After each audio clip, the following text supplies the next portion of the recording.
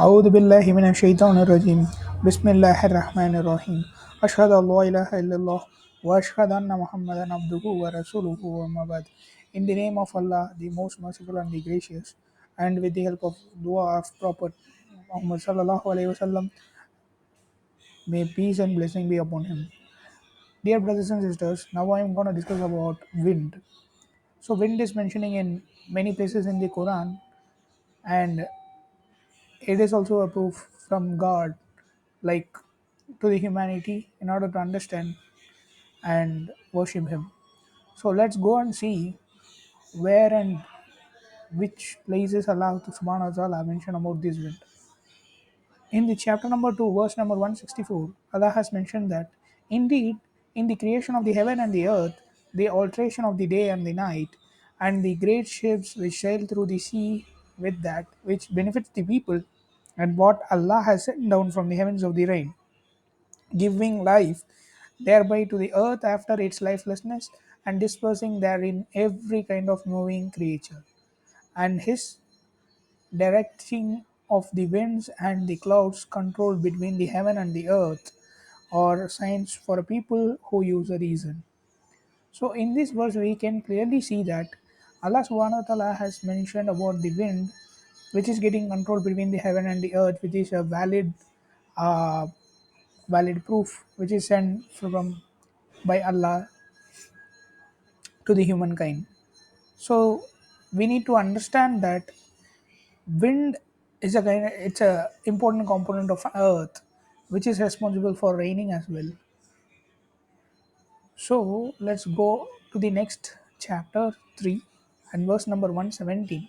Allah subhanahu wa ta'ala mentioned that the example of what they spend in the worldly life is like a wind containing a frost which strikes the harvest of the people who have wronged themselves and destroy it. And Allah has not wronged them, but they wronged themselves. So, in order to understand this verse, we need to see a previous verse of chapter number 3, verse number 116. Allah subhanahu wa ta'ala mentioned about the disbelievers and the earning of them, and whatever the earning of them is gonna be in a hellfire.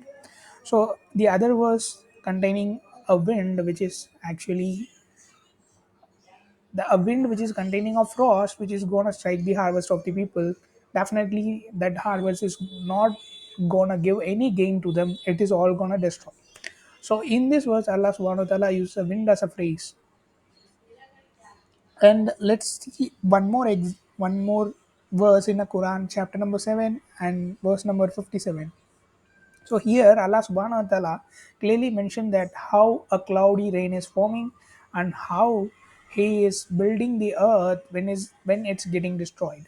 So in this verse Allah mentioned that, and it is he who sends the wind as good tiding before his mercy, until when they have carried a heavy rain clouds, we drive them to the dead land, and we send down the rain therein, and bring forth thereby some of all the fruits.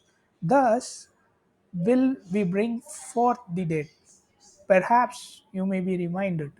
So in this verse, Allah subhanahu wa ta'ala clearly mentioned that how a rainy cloud is getting formed, and he is sending these rainy clouds to the dried land, and then he is raining there, and then the life which is spreading toward the plant and the creatures which is living in the earth, which is needed it very badly.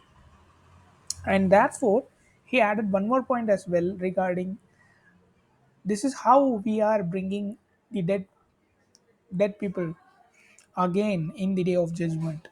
So these are if you go and google it, like how these rainy clouds are forming, and definitely you will see that there is a patch of clouds which is having a tiny droplets, and then when they collide together, and then we are having the rain.